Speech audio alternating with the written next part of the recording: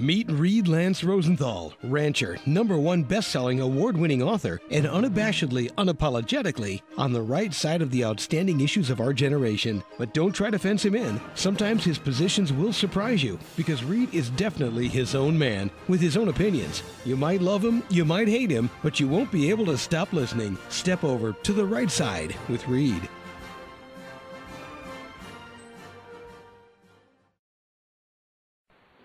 This is Reid Lance Rosenthal on the Right Side Radio. Welcome, Rocky Mountains, from New Mexico to Montana and Utah to Nebraska. 6:50 a.m. and the Town Square Network, Cheyenne, Wyoming, and points north and west. And 7:80 a.m. the Monster Station, Denver, and Easy 101, Colorado Springs, and northern New Mexico. Happy Saturday, folks. Got a great show for you today. We have Colin Flaherty on with us. He writes for WorldNet Daily. He's written a terrific book called White Girl Bleed a Lot, The Return of Racial Violence to America. It's chilling. We're going to be talking about it today and a much bigger picture that the book portrays. He's won 50 journalism awards, Society of Professional Journalists, you name it. And the guy knows what he's talking about, and he's not afraid to say it. And I want to tell you, folks, that I think this is particularly apropos given the tempest, shall we say, contrived tempest in my opinion, the brouhaha surrounding the Trayvon Martin case, where we have taken a simple jury verdict about a very unfortunate incident between a Hispanic guy and a black guy, both of whom made bad decisions that ended badly, and it has been twisted all out of proportion. I think Colin's going to give you a whole other perspective on what's going on behind the scenes here. So, Colin, welcome to the show. It is my pleasure to be here. So tell us, White Girl Bleed a Lot is, in its essence, about black-on-white violence, right? It's about an epidemic of black mob violence. So it's black on white, black on Asian, black on women, black on gay, sometimes black on black. And you have like 500 incidents listed in this book, and every one is just the tip of the iceberg. A lot of them on video too. And just out of curiosity, and yet, by the way, folks, I'm going to be posting one of Colin's articles, which is about a sordid series of violent encounters, if you will, just very recently in Virginia on a beach, and it's pretty interesting, and it goes along with it. So as usual, with the show on the archives, you folks go take a look, and there will be a number of articles, including Colin's and this video, and I think it'll add, shall we say, some meat to the bones that we're going to be talking about today, because there's only so much we can cover in an hour. So, Colin, in your research of this black violence, tell us, give us a nutshell. What did you find?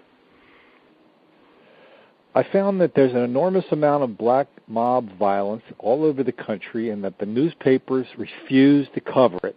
Now, you were talking about the videos. 10 years ago, I could not have written this book because nobody would have believed me. But when I was doing my own radio show, I started seeing all these stories about stuff happening in Philadelphia. So I said, that doesn't sound right, because it said they're just a bunch of teenagers doing this and that. I looked on YouTube at the videos on YouTube, and the videos present a totally different story than what you read in the paper. On the paper, it's just some minor injuries, a few unruly kids.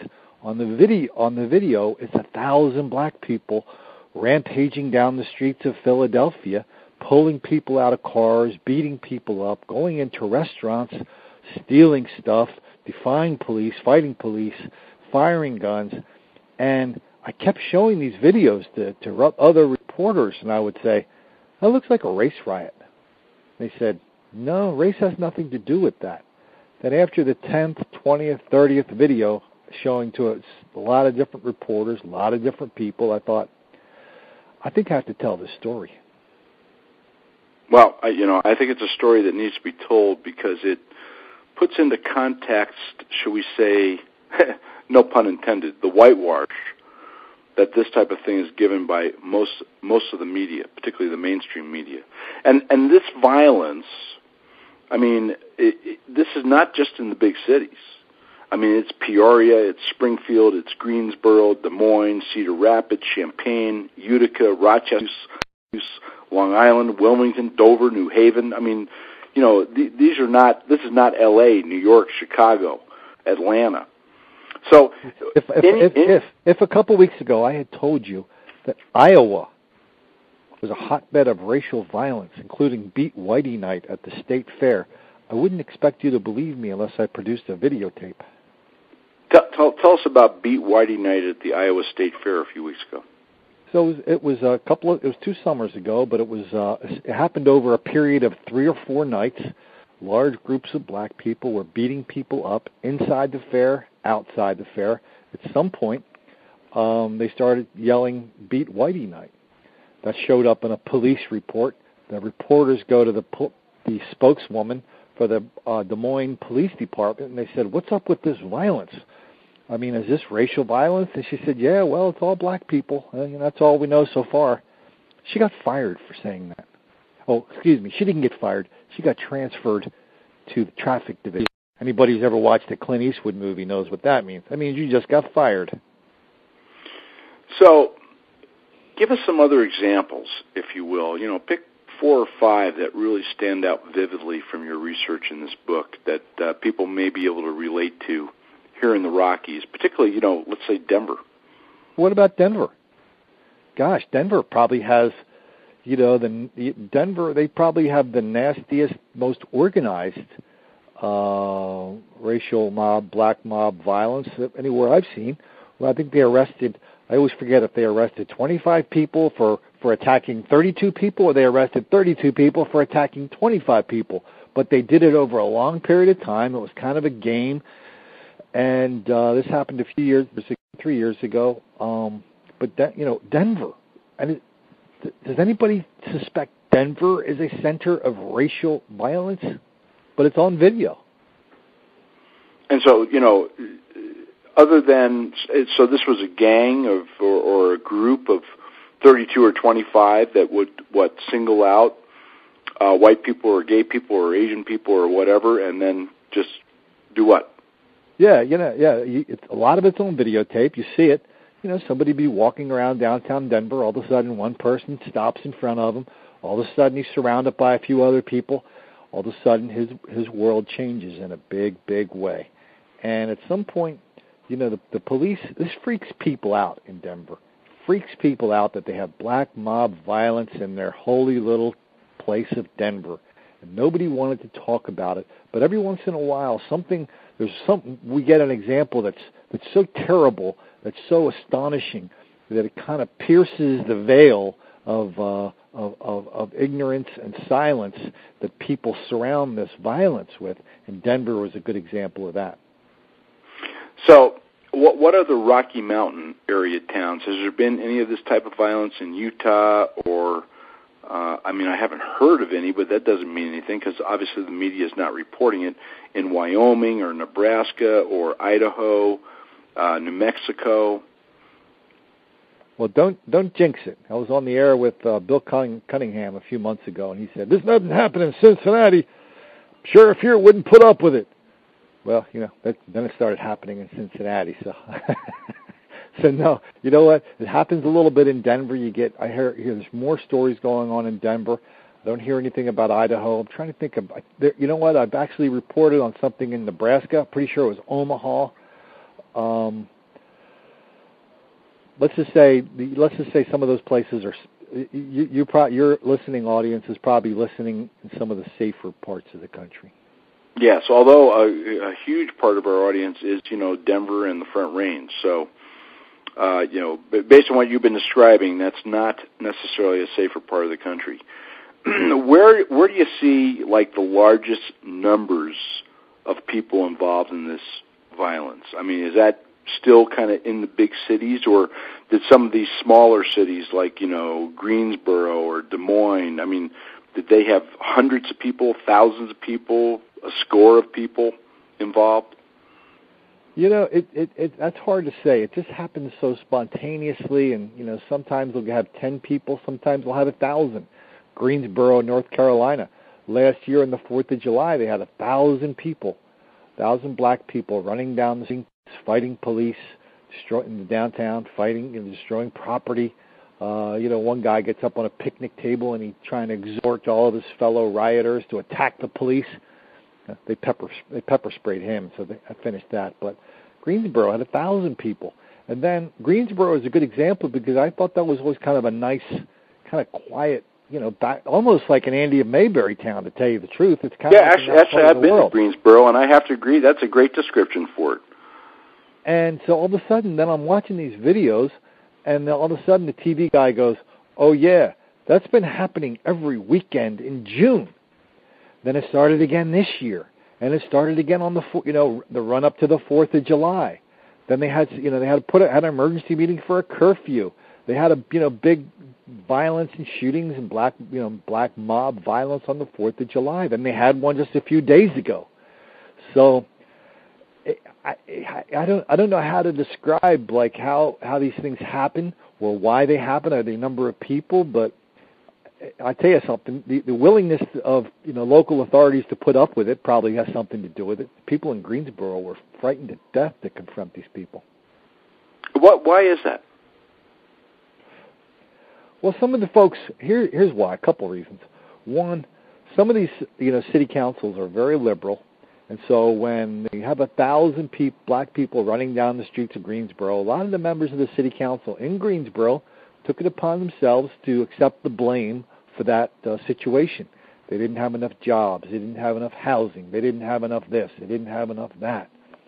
In the meantime, the people involved were just going crazy. And everybody's afraid of somebody pulling the race card. And people are definitely afraid to confront this. So, if we step back,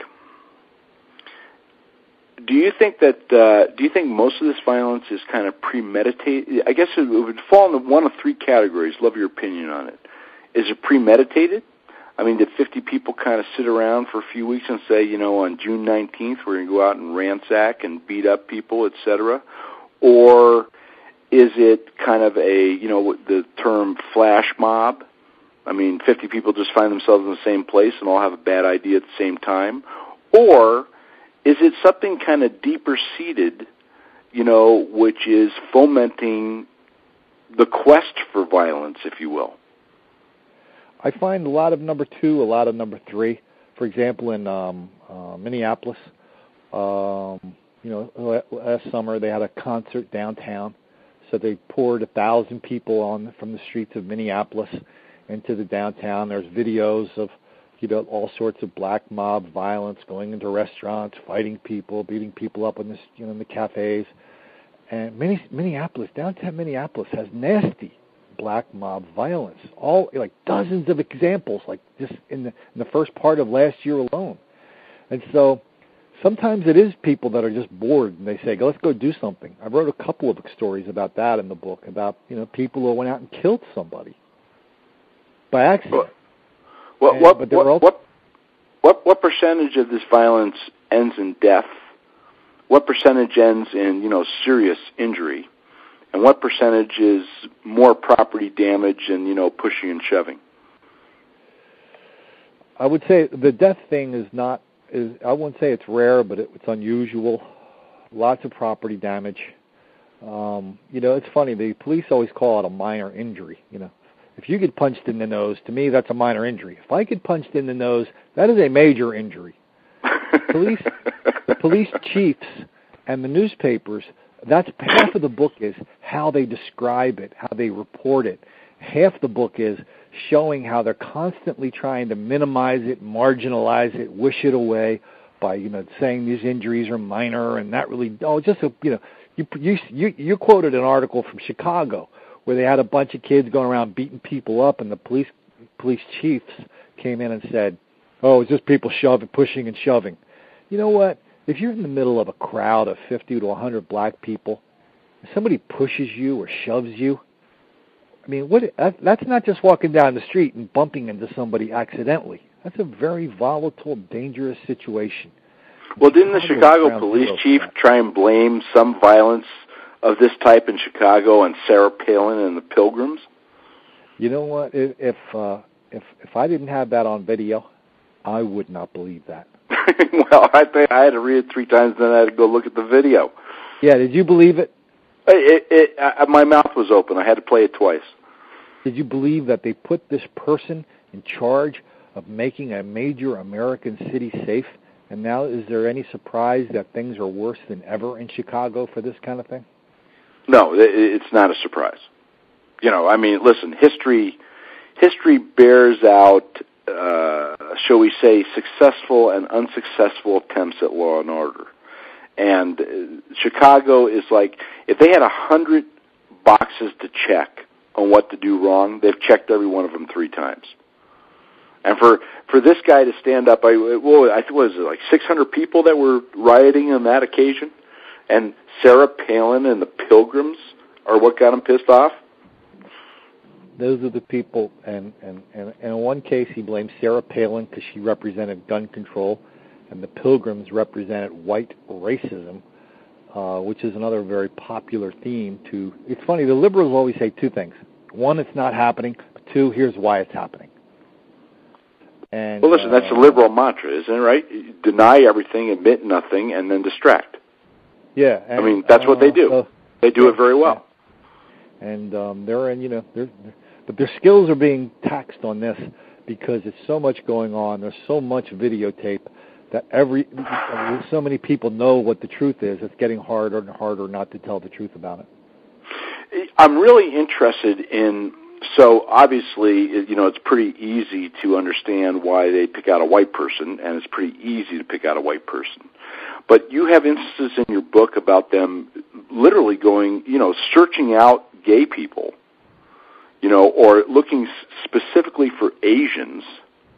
What prompts that? I mean, where does white racism come in with a gay person or an Asian person? Yeah, you know what? You just found the soft underbelly of the entire critical race theory. I congratulate you. The critical race theory says that white racism is everywhere, and it is permanent, and it is responsible for basically every bad thing that happens, every difference between black people and white people. So why do they see every Asian? I spend a lot of time in the San Francisco Bay Area. I have a lot of Chinese friends there, especially immigrants. Every single one of those people lives black mob violence against them if they're coming home from a business or if they're going into a certain part of town is an everyday fact of life for them. The San Francisco Chronicle called it the dirty little secret of San Francisco. Enormous amount of black mob violence on Asians. And, you know, I've got people in the book who quoted saying, yeah, it's because we think they have money and we think they won't fight back. Same thing with women. Same thing with gay people. There's just, you know, sometimes it's a very simple reason why this stuff happens. It's because they can. Yeah, well, I mean, isn't that true of everything on a between nation states or between individual human beings? I mean, the personality, the conflicts, the push-pull, and the peace through strength is always the same, right? You're far less likely to attack somebody if you are pretty sure your nose is going to get broken, or if you're pretty sure he has a concealed carry. you know, exactly, yeah. You know, I wasn't a gun person before I started writing this book. I am an enthusiastic gun person now. And listen, you can, you know, and I'm sure you've done this, Colin. You can track the stats. You can track them internationally. The most heavily armed countries have the lowest incidence of crime. The Justice Department came out with their self-embarrassing study, you know, the gun control nuts, came out with their self-embarrassing study 2 months ago, which basically said, you know, gun ownership and the number of guns has increased 30 to 40%.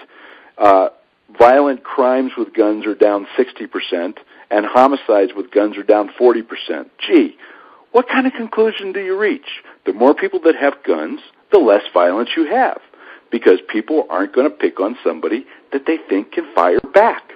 It's really simple. In my world, I'm just a rancher. What do I know? Hey, you know what? If I had my way, I would take that Nobel Prize from Al Gore or President Obama and give it to John Lott, who is the economist doing these studies, that talks about what really happens when somebody owns a gun.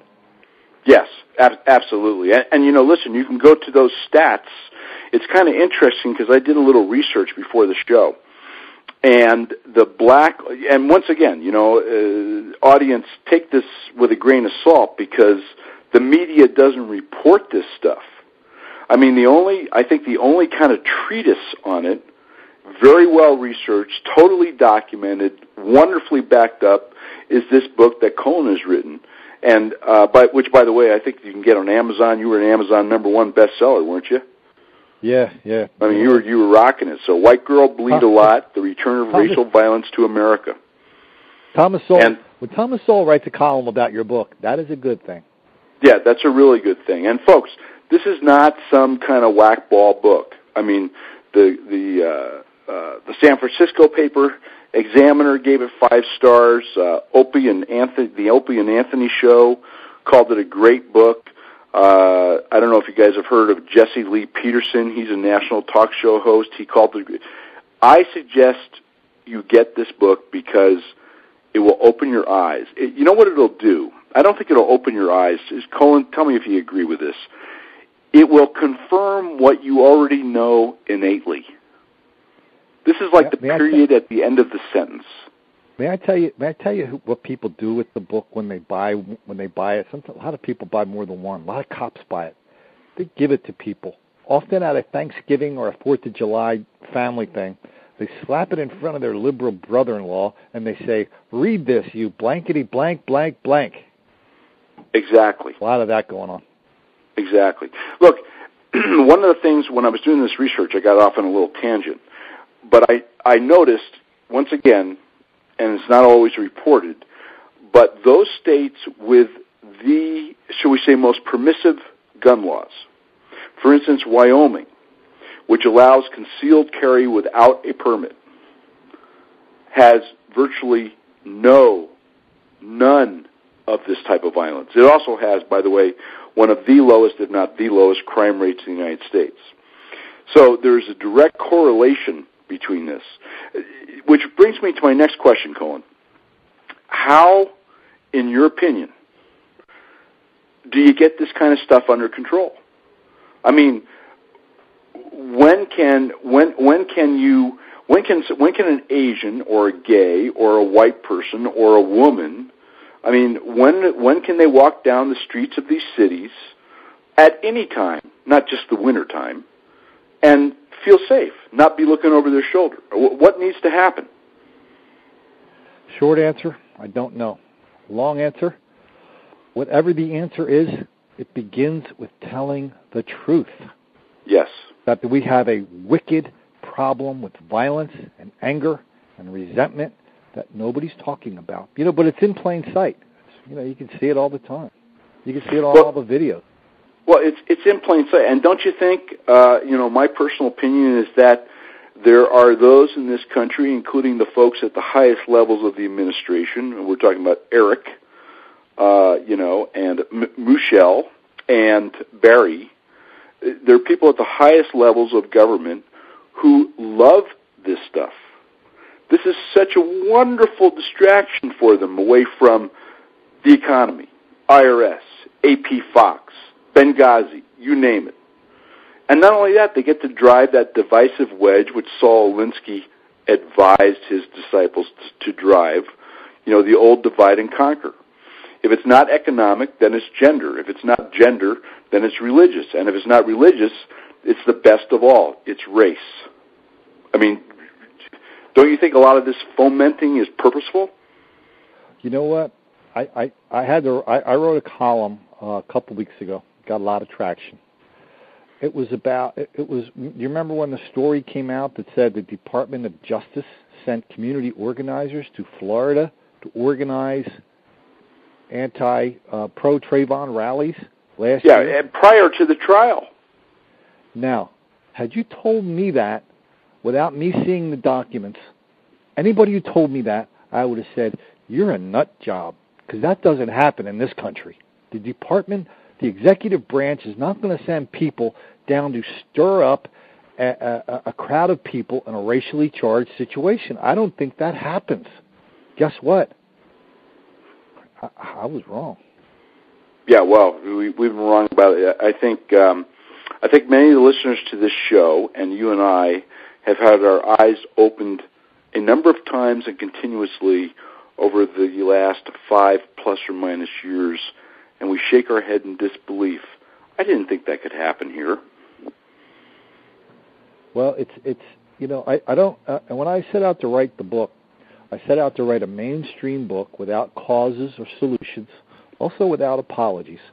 So I don't do a lot of theories about why this happened or what the solution is, because I wrote the book for people who deny that it's happening.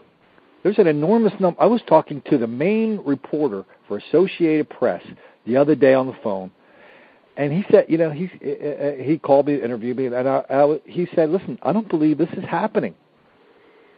And I wrote the book for that guy. Right. I wrote the book for people who can look at the videos and say, Colin, I don't see race has anything to do with that. There are hundreds and hundreds and hundreds of these things happening all the time that we hear about, that we don't hear about. Well, at what point do you think, or what are the chances of somebody's life being touched in one way, shape, or form? I mean, it might be them directly, it might be a relative, it might be a close friend. I mean, what percentage of the population out there, and I know this is somewhat guesstimate, has been touched or will be touched by this in the next few years? Well, a lot of people have been touched by racial violence. But, I was talking to I get a lot of calls from prison psychologists, also cops. I was talking to a prison psychologist about this the other day. I said, when I talk to people about their experience with racial violence, it's almost like there's shame. They're embarrassed. They don't like to admit it. Do you have any idea how many people back in the 70s, 80s, and 90s and 60s, when these schools became integrated, the enormous amount of racial violence that happened then, it still happens today? It's crazy. I have one story in the book in South Philadelphia. The school is about 80% black, 17% recent Asian immigrants. These students for years were being brutalized every day. Years. They went to the principal and she said, Here's a piece of paper because you're causing it, Asian students. Here's some instructions how not to antagonize the black students in South Philadelphia High School. Finally, the Department of Justice came in and said, "Oh no, this is not the way it works." But the principal, the black principal of the school, hinted that it was that the Asian students were causing everything. And what was his reasoning? Her reasoning is that the Asian students did not understand the black students, and when they asked her, well, we had all this like violence and this person. One day they had 13 people go to the emergency room, 13 Asian people in South Philadelphia High School, and so they went to the principal and they said, well, what's up with that? Why don't you arrest those people? And here's something from a little buzzword called, this is like textbook critical race theory. She did not want to criminalize the students. And so the view among a lot of people in schools and other people in public life is that somehow the people responsible for this violence are not responsible for it. They are the victims of a long tradition of racism and poverty, and you fill in 1,000 other excuses. So to arrest, how much sense would it make to arrest these people if they were not really responsible? I represent to you that is an extremely popular point of view. So it's kind of like alcoholism, right? And when you talk to an alcoholic, they say, I don't have a problem, and if I do have a problem, you gave me the problem, so it's not my problem. And I also, the psychologist also said, it's kind of like people who are victims of sexual abuse. They're very ashamed of it. So they're ashamed. How many of these types of incidents in your research involved, sexual assault? I mean, not just getting. Well, I did a little sexual. There's some. There's some. Most of the stuff I do is mob violence. There is some. There's a nasty. Oh my gosh! There's a case in Texas outside of Houston, and a mob of black people sexually assaulted over a long period of time, like a preteen Hispanic girl. So a newspaper called The Griot, which will it surprise people to learn that NBC News has a separate site for black people called The Griot? Seriously? Griot. I didn't know that. Okay, so if you go to thegriot.com, all the major news sites have separate sites. A lot of newspapers, too. Thegriot.com. So I go to The Griot to look this up right after it happened. How do you spell that, Colin? Grio. The Griot.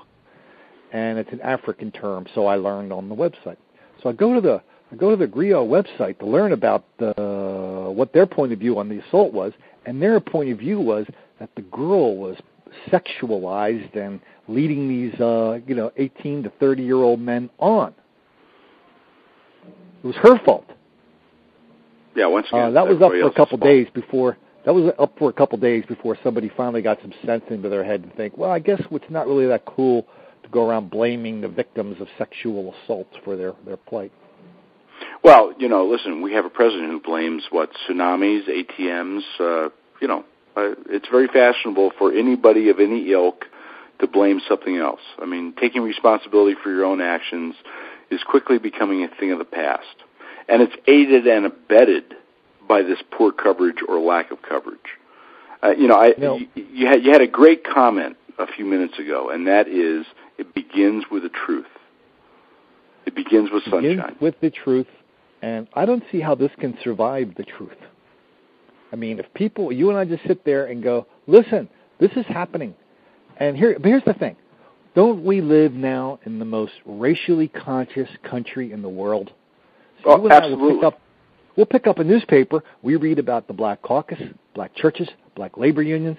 Many of these articles are written by members of the National Association of Black Journalists. So all this stuff happens as black mob violence, and I go to these same people who write these same articles, extremely race conscious, and I say, what's up with that? And they go, we don't know. We're colorblind. These conversations actually happen. Listen, do you get called a racist? Less than you would think, because I'm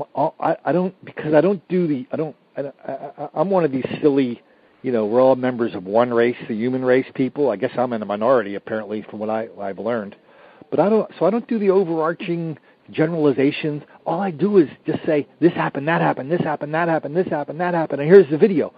Yeah, straight journalism. I mean, here's the facts, here's the backup, here's the source. And so some people, they get a little silly and they say, that's a racist fact. I just shrug my shoulders and go, whatever. Yeah. In your research, I'm sure people have heard about Asian gangs, and I'm sure they've heard about white gangs and Hispanic gangs. But in overall violence of this type, where it involves a group of people singling out, shall we say, a singular or another smaller group of different people, whether they're, in this case, gay, women, white, whatever, what percentage of the violence of this type in the United States is black versus white gangs or Hispanic gangs or Asian gangs? It's exponentially out of proportion. But there aren't any numbers on this. I'll tell you why in a minute. But I'll tell you what, a lot of people were happy when I posted something the other day on my website, whitegirlbleedalot.com, where it said, finally, a white riot. There was a bunch of surfers who rioted in Huntington Beach, and they tipped over some toilets, and they shattered a store window. So between that and the fight I saw at the Kenny Chesney concert on video a month ago, that's like my big video collection of white mob violence. So here's the thing. So how about the stuff post acquittal of Zimmerman? There were lots of violence in Oakland and L.A. and other places, and but how would that be? How did that show up in the crime stats? Was anybody charged with rioting? Did anybody? I mean, they did. To all intents and purposes, statistically, this violence did not happen. And so, yeah, nothing to see here. Move right along. And that's like the last straw that the reporters and the mayors grasp at, is that, oh no, the statistics show crime is going down. Baltimore, just over the weekend, we have an enormous amount of racial violence in Baltimore. So bad that the biggest employer in downtown Baltimore is getting ready to move out, T. Rowe Price. And there's videos of it, a lot of videos of it. And that's the only thing they could say is that, oh no, the statistics tell a different story. But then I start reporting all these stories about people who go to Baltimore, and they said, hey, I saw this huge black mob violence. And I called the police, and I said, hey, I'm curious, what happened to that? And they go, lady, we don't have a report on that.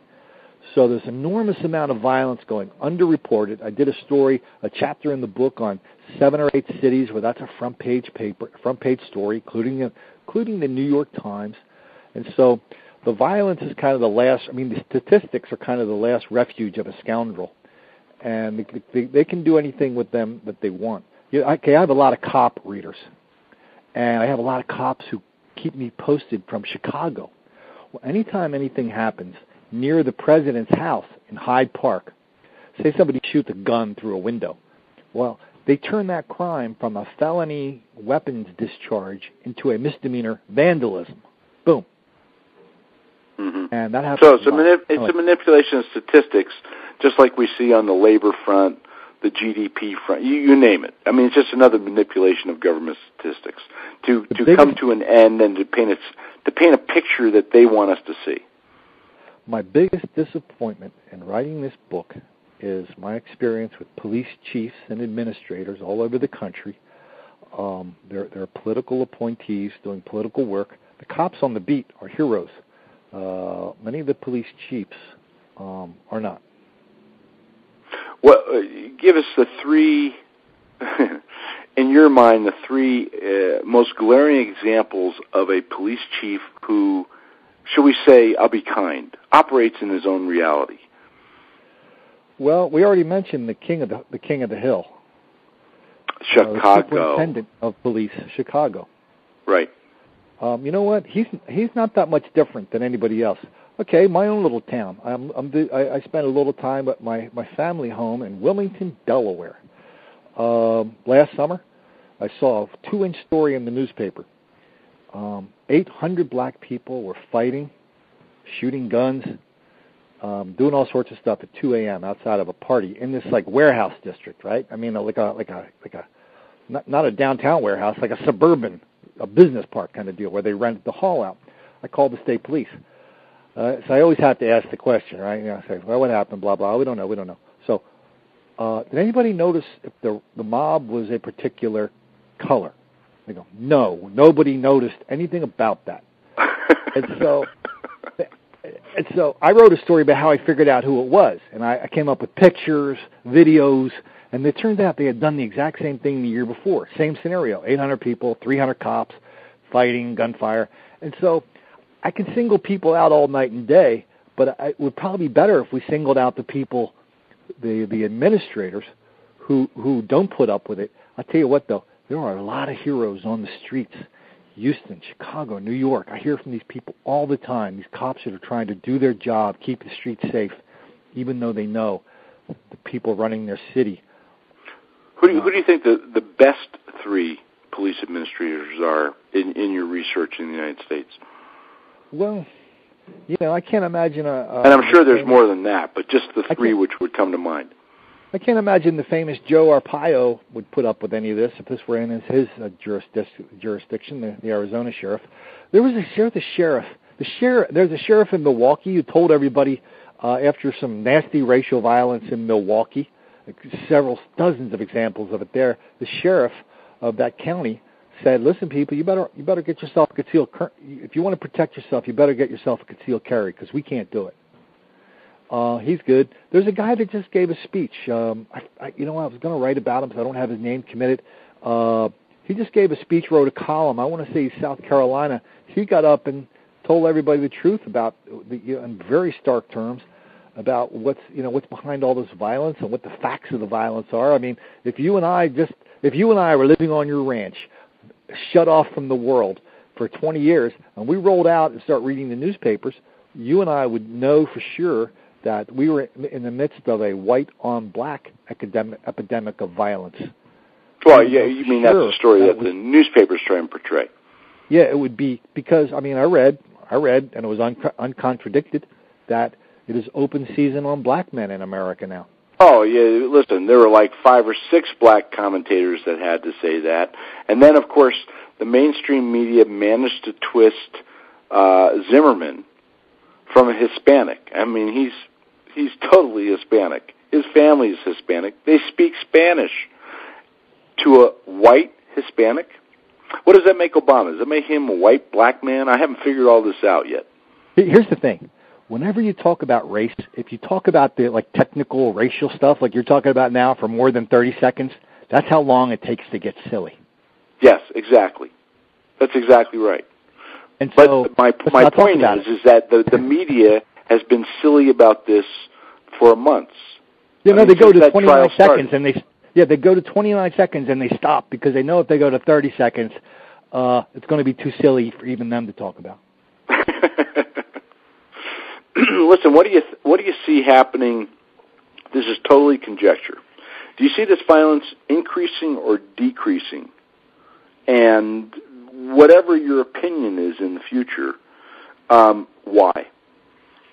Okay, here's something I apparently everybody in the country knew about except for me, that made me think the immediate future is very, very bleak. Do you remember last year when Breitbart came up with a videotape about Obama introducing a Harvard law professor? And for 2 days, everybody thought it was going to blow the campaign out of the water. Yeah, and then he had his beer garden party, and everything was cool. Well, that guy was no, that was somebody else. But the guy he was introducing was Derek Bell. Obama introduced him at a law school function in 1991, and Derek Bell is the inventor of critical race theory. So everybody thought that because this is such a wacky theory that Obama was going to get hurt by his association with him. I didn't pay attention to it because I thought, well, that's just a bunch of pointy-headed professors. No one outside of academia will ever pay attention to the critical race theory, which says racism is everywhere and racism is permanent. And everything that you've accomplished in your life is not an achievement. It is through white privilege. Now, does that put the context in a little bit more that you didn't build this remark? Oh, absolutely. Okay, so I thought it was nothing, but turns out critical race theory is not a theory. It's an industry being taught in hundreds of school districts around the country, grade school and high school. We're talking about white privilege. They talk about white supremacy. They talk about institutional racism. They talk about relentless racism. These are all the buzzwords that if your kid comes home from school talking about it a little bit too much, you know that you're in one of the school districts where the teachers are teaching this. Just out of curiosity, have you ever read Michelle Obama's thesis? You know what? I actually tried. I've challenged people to read that to help me out. Oh, let me tell you, we're not talking about its literary content. No, you can't. It's like somebody took some words and they sprinkled them at random on a page, and they look around and go, they hope nobody will call them on it. But the topping on the ice cream of her deal is, in my opinion, pure hatred, pure victim, and exactly what you're talking about. White suppression of all other races. I mean, everything, all problems have flowed from the white man's existence. I've read, that's my next book, by the way, is Critical Race Theory in the Schools, and how the teachers get like if you and I had this conversation in a school lunchroom, chances are our contracts would not be renewed the next year. Just out of curiosity, how the hell do they get this curriculum in the schools, and what do people, I have a lot of family people who listen to this show, what do they need to be on the lookout for? Where does this crap come from? And what do they need to do if their kids are actually being indoctrinated with this nonsense? The signs you look for the buzzwords of white supremacy. You look for how their kids are being taught about civil rights. You look to see if they're a little bit you look, see how familiar they are. This is second, third, fourth grade kids. You look at their textbooks. I represent to you that the textbooks they are using are astonishing, and the textbooks they use to teach the teachers are astonishing. And here's the thing. So we were talking a little while ago about how I go around and nobody wants to talk about this, the cops, right, the mayors. But if you read these textbooks on critical race theory, they're not shy about it. They talk about it on every page. They talk about white racism on every page, about how the difference between whites and blacks is not because of what we talk about, black dysfunction, the birth rate, the this, the that, the poverty, the that, lack of education, drug use, whatever, crime. No, the only thing that's causing the difference between white people and black people for educational achievement, or the difference in prison rates, difference in employment, is white racism. I know that doesn't sound right, does it? How do the race mongers, that's what I'll call them, how do the race mongers like Jackson and Sharpton, I mean, race is their business.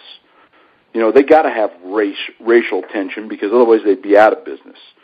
But how do these guys, how do they explain away, a Ben Carter? How do they explain away a Colin Powell, a Condoleezza Rice, I don't happen to like the guy at all, an Eric Holder, and I don't happen to like this guy at all either, or a Barack Obama. I mean, these are black men and women who are absolutely superlative in their fields, never mind whether you agree with them or you don't. I mean, they pulled themselves up by the bootstrap, just as many white people did, many Asian people did, many Indians have, and they have created something, in the cases that I just cited, huge pedestals that are equal or surpass 99.9999999% of any white guys. How do they explain those people away? It was just luck? You know what? I'm eager. I'm just as eager as you are to hear the answer to that question, because I don't have the slightest idea how Al Sharpton has a show on national TV. Well, his show only has 300,000 watchers, so that that's 300,000 out of 350 million. That's not real impressive. But somebody would put a camera in front of him and major political figures journey to his office in Harlem to seek his advice on civil rights, the biggest harlotson of our age. I can't explain that. I don't know. That's above my pay grade. Well, listen, we're going to take a little station ID right now and a little commercial, and then we're going to come back and finish up, because believe it or not, we're at 49 or 50 minutes. My engineer is signaling at me, and then and I'll tell you how I want to wind up, so you can think about this a little bit on the break. I want to wind up with what this type of violence, whether it's known or unknown, and we're both of the opinion it's going to become more and more known. They're not going to be able to be oblivious to it.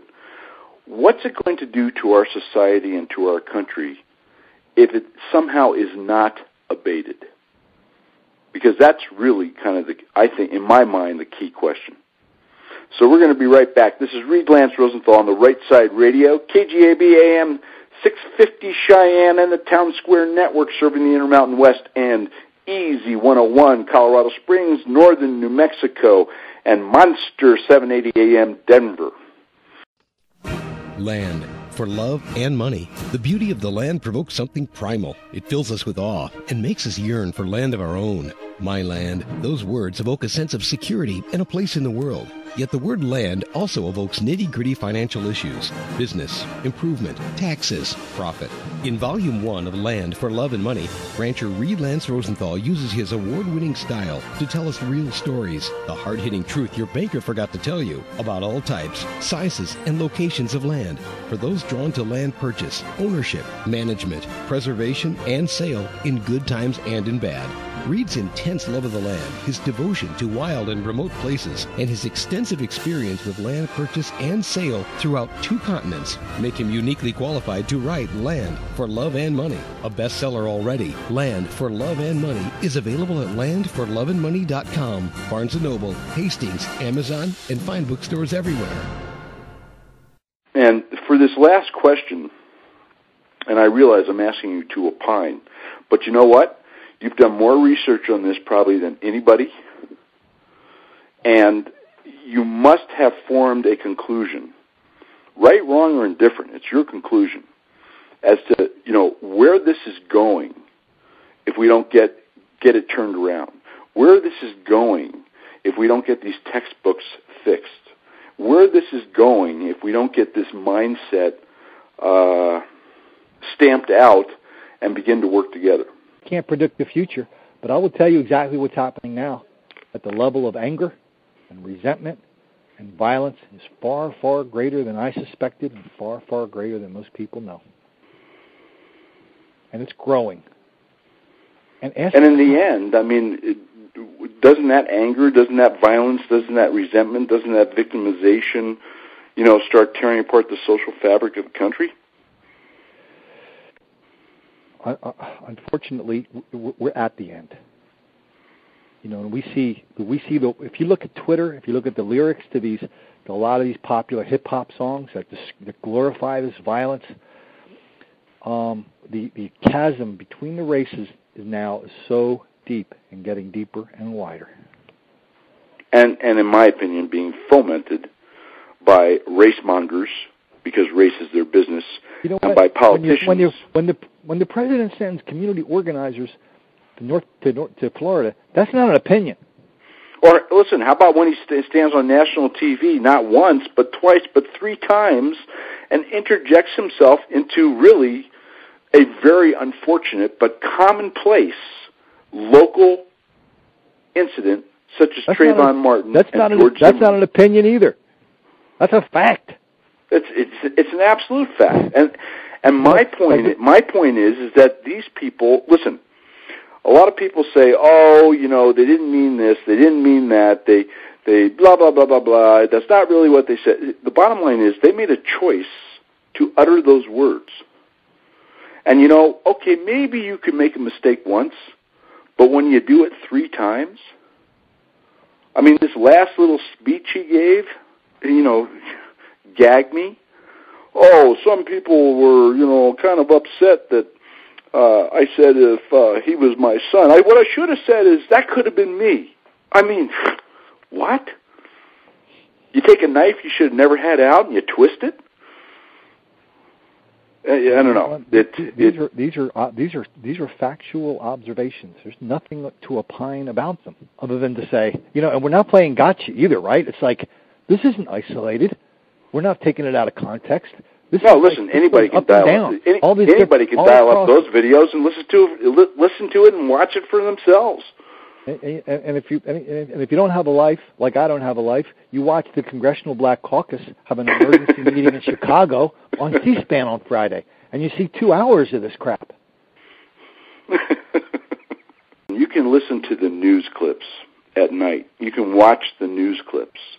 You can see these guys on various shows, and the list of names is just too long to go over. But the bottom line is that they are all playing the poor me syndrome. And this is not how this country was built. I am firmly of the belief that just like 80% of whites can be successful, 80% of blacks can be successful. There's always a percentage of any race, any religion, any creed, for whatever reason, whether it's bad luck, whether it's health, whether it's who knows what, that just have the cards stacked against them. But there is no reason that 80% of any race, any creed, any religion cannot be successful in this country if they focus their energy and talents on being successful rather than gimme, gimme, gimme, I'm a victim, I'm a victim, I'm a victim. You happen to be 1,000% correct, sir. Yep. And here's the thing. See, all you and I can do is just carve out our own little piece of truth on our own little piece of land and stake it there and go, this is the truth. I'm not budging from it. I don't care what the hell everybody else says. I don't care. Well, I use an analogy often with my audience, and that is the first thing they tell you when you get on a plane is if that oxygen mask comes down, put it on yourself before you turn around and help somebody else. Best analogy I can give. Oh, absolutely. That's a good one. So this is Reid Lance Rosenthal on the Right Side Radio. We got a great interview coming for you next week, folks, and it is going to be on Detroit. Yes, what a mess! And guess what? A year and a half ago, and the shows are posted on last week's show, Full Spectrum Dominance. I told you it was going to happen, and it's not because I'm smart. It's because 2 plus 2 is 4. You can't gimme until it's all over, because then things collapse. And Detroit, unfortunately, if we don't get our act together, is going to be the foreshadow of all of us. Colin, it was great having you on the show. Folks, once again, White Girl Bleed a Lot, The Return of Racial Violence to America on Amazon. Colin, you have a website, too. Could you give that to us? WhiteGirlBleedALot.com. WhiteGirlBleedALot.com. Folks, it's an eye-opener. It will confirm the suspicions you have all had, and it's something that people need to know because, like Colin said, until the truth comes out and until you confront it, you can't solve it. Colin, it's been great. This is Reid Lance Rosenthal on the Right Side. You folks have a great Saturday. Until next week.